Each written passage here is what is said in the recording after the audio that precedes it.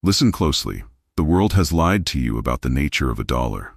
They have taught you that money is a solid thing, a rare mineral to be mined, a fleeting bird to be caught, or a reward for the sweat of your brow. But I tell you that money is nothing more than a shadow cast by the shape of your own soul. If the shadow is thin and flickering, it is because the man casting it is trembling in the dark.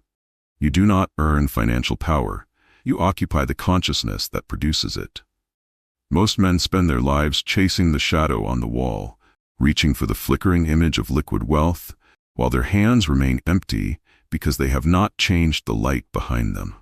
To walk in the odor of grandeur is to realize that scarcity is a hallucination, a ghost you have invited to tea.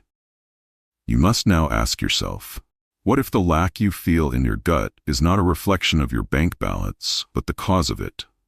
Your current identity is a garment, and right now, that garment is stitched with the threads of not enough. You look at the markets and see a wall. I look at the markets and see a mirror. To dissolve scarcity, you must stop being the seeker and start being the source. You must undergo a radical psychological decapitation. The man who worries about the rent must die so that the man who commands massive capital can breathe. You are not a victim of the economy. You are the architect of your own absolute solvency. If you were to wake up tomorrow and find that the concept of limitation had been erased from the human mind, how would you carry your body? The tension in your shoulders would vanish. The frantic, shallow breathing of the debtor would be replaced by the deep, rhythmic pulse of a man who owns the land he walks upon. Wealth is a territory, and you have been living as a refugee on your own soil. It is time to stop asking for permission to be rich and start recognizing that financial freedom is the only natural state of a mind that knows its own power. The scarcity you fear is a shadow. Turn around. Face the light. The shadow disappears the moment you stop running away from it. Forget the dream. Feel the weight. When you walk into the sanctuary of your mind, you must be able to touch the cold, hard reality of financial power. It is not a vague wish. It is a tactile, sensory environment. Close your eyes and feel the specific, heavy silence of a life where every debt has been incinerated. It is a silence that vibrates. It is the silence of a high-rise office at midnight, where the only sound is the low hum of a climate-controlled room protecting your interests. Think of your digital banking interface. Do not see it as a screen. Feel the coolness of the numbers. See the commas. See the zeros stretching out like a vast, calm ocean of liquid wealth. There is a specific physical sensation that accompanies a multi-million-dollar balance, a settled weight in the solar plexus, a feeling of being anchored to the earth. You are no longer a leaf blown by the winds of the market. You are the mountain the wind breaks against. Feel the texture of the air in a room where you are the most solvent person present. It is thinner, crisper. There is no frantic energy, no need to prove or to push. You move with the slow, deliberate grace of someone who knows that their capital is working for them while they sleep. This is the odor Neville spoke of, the scent of success that clings to your skin until the world begins to smell it on you. When you touch a door handle, you touch it as a man who could buy the building. When you sit in a chair, you sit with the ease of market dominance. This sensory vividness is the bridge. If you cannot feel the physical relief of absolute solvency now, in the silence of this moment, you will never see it in the daylight. You must make the then into a now, and the there into a here. The cool touch of your high-balance reality must become more real to you than the temporary fiction of your current bills. You are not pretending. You are remembering a future that is already yours. Within you, there is a tireless narrator. For most, this narrator is a beggar, whispering, "How will I pay? And I can't afford that." This inner speech is the blueprint of your poverty.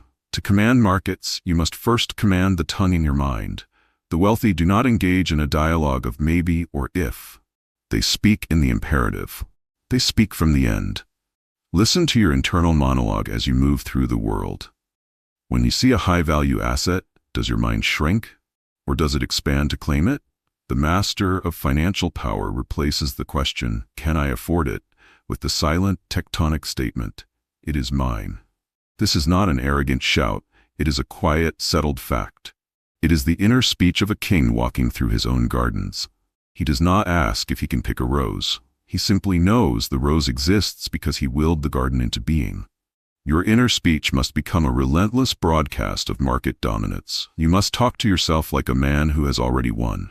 When you think of your investments, your inner voice should have the tone of a seasoned commander reviewing his troops, confident, certain, and devoid of anxiety. The capital is flowing. The returns are inevitable. My wealth is expanding. These are not affirmations. They are descriptions of your internal landscape. If your inner speech does not match the odor of grandeur, the world will quickly detect the fraud. You cannot think from lack and expect to live in plenty. You must inhabit the mental conversation of a person who has forgotten what it feels like to be broke. What would you say to yourself if you had $10 million in liquid wealth right now? How would you comment on the news? How would you view a price tag? Capture that specific tone, that nonchalant, effortless assumption of ownership, and repeat it until it becomes the only language you know. You are the architect of your reality, and your words are the bricks. Build something massive. The air around a man of massive capital does not vibrate with the static of desperation. It is heavy, pressurized, and still. This is the atmosphere of influence, a psychological field that precedes you into a room, announcing your absolute solvency before you have uttered a single word. You must understand that the world is a liquid medium. It takes the shape of the vessel that enters it. If you enter a negotiation as a vessel of need, the world will withdraw. If you enter as a vessel of financial power, the market will rush to fill you. To walk in this atmosphere, you must cultivate a profound indifference to the how. The wealthy mind does not fret over the mechanics of the tide. It simply knows the tide is coming in because it owns the shore. This is the specific frequency of market dominance, a radical, unshakable poise. It is the feeling that you are the center of gravity in every financial interaction. When you speak of capital, you speak with the authority of the sun discussing the planets. You do not hope for a favorable deal. You radiate the reality that a favorable deal is the only logical outcome of your presence. The greatest barrier to financial freedom is the superstition of process. You've been conditioned to believe that massive capital requires decades of slow, agonizing accumulation, a linear climb up a jagged mountain. But in the theater of the mind, time is a flexible shadow. To walk in the odor of grandeur is to collapse the distance between the desire and the possession. You must stop seeing your wealth as something coming, and start seeing it as something that has already occurred. In this state, you occupy the end. You do not look forward to being rich, you look back from the summit of your success. This psychological shift creates a vacuum in the 3D world that the physical universe is forced to fill with liquid wealth. When you collapse time, you stop trying to make money and begin allowing the inevitable manifestation of your state. You move with a sense of already. The wait is a lie told by the senses. The now is the only truth recognized by the subconscious. Every step you take is a victory lap, not a race. True wealth is not an idea. It is a muscular sensation. It is the kinesthetic feeling of ownership, the way your hand grips the steering wheel of a high-performance vehicle, or the way your body sinks into the leather of a private terminal lounge. This is not about the object. It is about the mindness of the object. You must train your nervous system to accept high-value environments as your natural habitat, as unremarkable as the air you breathe. Practice the physical posture of a man who controls $1 billion portfolio. There's a specific lack of urgency in his movements. His eyes do not dart, they rest. He does not reach for things. Things are brought to him. This is the odor in its most primal biological form. When you touch currency, do not touch it with the trembling fingers of a servant. Touch it with the firm, familiar hand of a master. Your bank account is a landscape you own, and every digital digit is a soldier under your command. Feel the physical reality of your absolute solvency until your cells believe it more than the bank statement. The most profound luxury on earth is not found in a boutique. It is found in the internal acoustics of a mind that owes no man anything. Debt is a shrill, high-pitched frequency that creates a constant, microscopic leak in your focus. To walk in the odor of grandeur, you must first cultivate the silence of absolute solvency. This is the psychological state where the word obligation has been deleted from your vocabulary. Imagine the sound of your life if every recurring payment, every loan, and every financial shadow were instantly vaporized. The noise that remains is a deep, resonant stillness, the sound of a vault door closing. In this silence, you no longer act out of necessity. You act out of intent. Most men are driven by the whip of the bill. The man of massive capital is pulled by the magnet of his own vision. You must practice this silence now. When you look at your current obligations, do not see them as chains. See them as already settled. Walk through your day with the mental quietude of a person whose net worth is so vast that the concept of cost has become a distant, fading memory. This silence is the foundation of your financial power. Wealth is not a stagnant pool. It is a high-speed current. The master of the Neville Goddard school understands that capital is a living energy that demands movement. To occupy the state of market dominance, you must tune your nervous system to the high-frequency pulse of investment. This is the feeling of your money being out there in the world, multiplying like a biological force. While the pauper clings to his last dollar with a white-knuckled grip, the wealthy mind releases currency with the absolute certainty of its return. It is the rhythmic pulse of the ocean, the ebb of the investment, and the inevitable, larger flow of the return. Feel the excitement of your liquid wealth working in the dark, navigating the global markets, and returning to you with its offspring. This is a state of active rest. You are still, but your capital is hyperactive. You must feel the thrill of this movement. Your bank balance is not a score. It is an engine. The more you can feel the high-speed vibration of your wealth expanding, the faster the physical world must reorganize itself to match that internal velocity. In the kingdom of the mind, there are no price tags. A price is merely an invitation to negotiate with your own sense of worth. To the man who has attained the odor of grandeur, the cost of an item is as irrelevant as the number of grains of sand on a beach he owns. You must achieve the dissolution of the price tag, a state where you no longer look at the right side of the menu, but only at your desire. This is a radical psychological exercise. When you walk through the world, practice seeing luxury not as expensive, but as appropriate.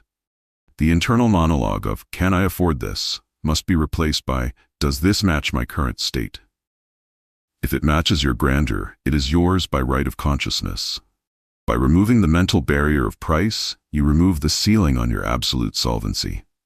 You begin to operate in a world of pure value.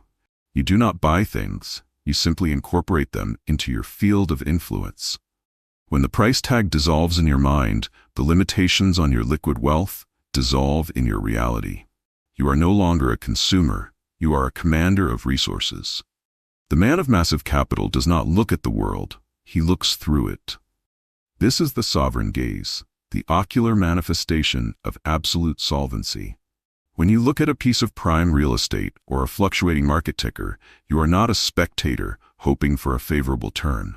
You are the judge, the appraiser, and the eventual owner. Most men have beggar's eyes. They dart, they scan for permission, they widen in the face of a high price. Your gaze must be heavy, settled, and unimpressed.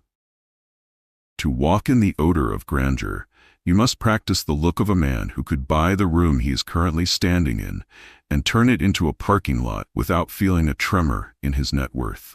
This is not about arrogance. It is about the quiet recognition of your own market dominance.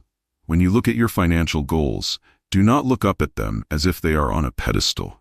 Look down at them as if they are already beneath your feet, integrated into your foundation. The world bows to the gaze that does not blink. When your eyes communicate that your wealth is an established fact, the world stops trying to convince you otherwise. To the master of Neville's hidden technique, a loss is a psychological impossibility.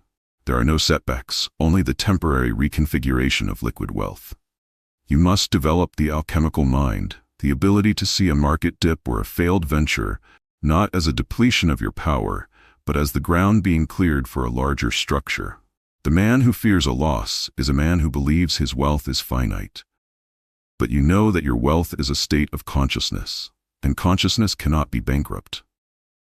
When a transaction does not go your way, you do not contract in fear. You expand. You use the odor to neutralize the scent of panic. You tell yourself, this is the shadow moving to accommodate a larger light. You remain in the state of the man who has already recovered 10 times what was lost. By refusing to give the setback the dignity of being real, you rob it of its power to affect your reality. You are the alchemist who turns the lead of a temporary deficit into the gold of absolute solvency by maintaining the inner speech of a victor. You do not react to the market reacts to your persistence.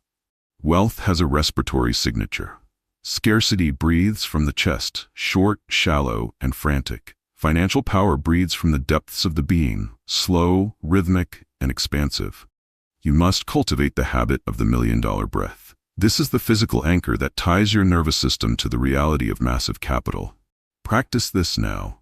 Inhale as if you are breathing in the very atmosphere of a central bank vault. Feel the air as if it were thick with the scent of crisp new currency and the cold stone of security. Hold it.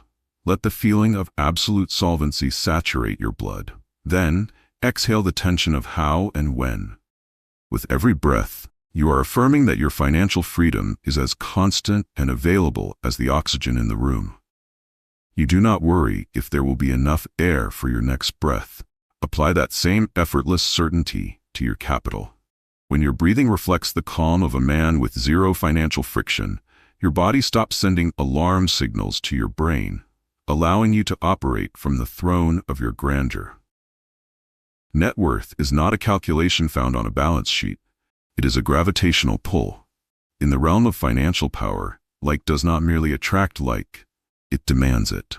When you walk in the odor of grandeur, you become a psychic magnet for massive capital. You must understand that money is a shy entity. It flees from the desperate and huddles toward the composed.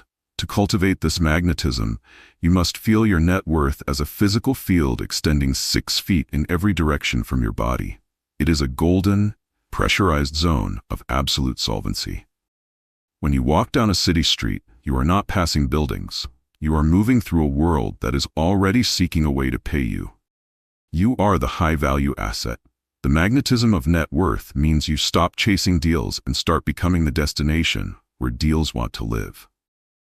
Feel the pull of opportunities, dividends, and windfalls as they are sucked into your orbit by the sheer density of your internal wealth. You are not looking for the money has been looking for a master, and it has finally found you. The world worships the grind, but the master of Neville's school knows that sweat is a poor substitute for state. You must adopt the sacred indifference to labor. This is the realization that your financial freedom is a product of your consciousness, not the number of hours you spend chained to a desk. Market dominance is born in the silence of the imagination, not the noise of the cubicle. This indifference is not laziness. It is the highest form of efficiency. It is the refusal to believe that you must earn your way out of scarcity. When you operate from the state of grandeur, your actions become inspired expressions rather than anxious efforts. You work because it is the play of a creator, not the struggle of a slave. Feel the liberation of knowing that your liquid wealth is independent of your physical exertion. Your capital is a digital army that never sleeps, never tires, and never demands a break. When you detach your income from your clock hours, you break the final seal on the vault of infinite wealth. The most important financial transactions of your life do not on the floor of the stock exchange. They happen in the moments before you drift into unconsciousness. This is the architecture of the wealthy sleep. As you lay your head down, you are not a tired worker resting for another day of toil. You are a sovereign entering his counting room. The last thought you hold must be the odor of your absolute solvency. Do not review the problems of the day. Review the magnitude of your holdings. Feel the bed beneath you as if it were situated in a mansion that you own outright. Fall asleep in the specific heavy blankets of "it is finished." If you fall asleep feeling the relief of massive capital, your subconscious spends the next 8 hours restructuring your physical world to match that conviction. You wake up not just refreshed, but richer. Your sleep is a period of intense financial construction. You are building empires in the dark so that you may walk through them in the light.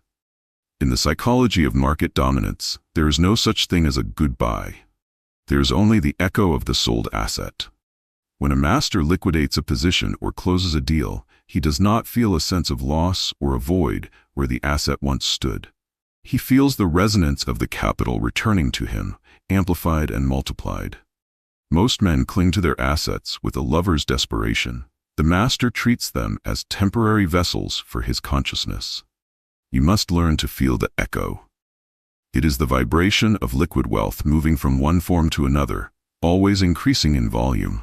When money leaves your hand, it is not spent, it is deployed. Feel the kinetic energy of that departure. It is the sound of a seed hitting the soil. The more you release with the internal conviction of absolute solvency, the louder the echo becomes. You are not losing a property, a stock, or a currency.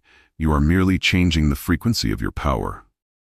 The echo is the guarantee that the tide of wealth is already on its way back, bringing with it the spoils of the world. To walk in the odor is to possess a gaze so potent that it physically alters the geometry of your surroundings. This is the financial transfiguration of the environment. When you enter a space, your consciousness acts as a high-definition filter. You do not see decay or struggle unless you allow those frequencies to exist within you. Instead, you see the latent capital in every brick, the untapped market dominance in every street corner.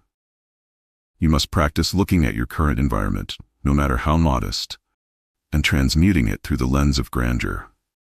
That old desk is the command center of a global enterprise. That small apartment is the temporary chrysalis of a titan. By refusing to accept the evidence of your senses, you force the environment to reorganize itself to match your inner speech. You are not waiting for a better neighborhood to feel wealthy. You are bringing the odor of wealth into the neighborhood. And by law, the neighborhood must eventually reflect your presence or move you to a place that does. The world is a cacophony of fear-based storytelling. The news, the experts, and the indices are all designed to pull you into a collective trance of scarcity. To command massive capital, you must develop a total immunity to economic narrative. You are the only central bank that matters. Your internal economy is the only one with the power to issue reality. When the world speaks of recession, your inner voice speaks of opportunity. When the narrative is inflation, your internal state is expansion. You must become a financial hermit, deaf to the whispers of the fearful. Your absolute solvency is not subject to the whims of a Fed chair or a market cycle. It is rooted in the unchangeable fact of your I amness. By remaining indifferent to the external weather, you create a climate of perpetual harvest. You do not survive the economy, you dictate it.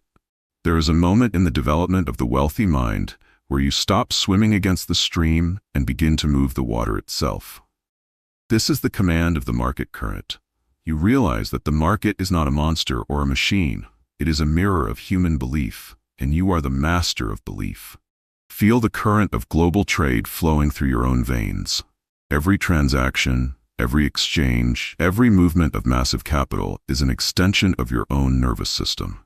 When you feel this connection, you stop reacting to market movements and start sensing them before they happen. You move with the instinct of a predator who knows where the water is. You are no longer trying to get money from the market. You are the market, and you are simply moving your own resources from one pocket to another. This is the ultimate peak of financial power, the realization that there is no out there. We reach the final threshold. You have dismantled scarcity, felt the weight of capital, and mastered the inner speech of the sovereign. Now you must make this odor permanent. It is no longer a technique you do. It is the air you are. The permanent odor of the eternal wealthy is the state where you can no longer even remember what it felt like to be uncertain. Your financial freedom has become a biological fact. You walk through the world with a quiet, hypnotic authority. You do not need to check your balance to know you are rich, just as you do not need to check your pulse to know you are alive. The world, seeing that you cannot be shaken, gives up its resistance and pours its treasures at your feet. You are absolute solvency. You are market dominance. You are the shadow caster who has finally stepped into the sun. The cinematic series of your life has begun, and you are the only one holding the pen.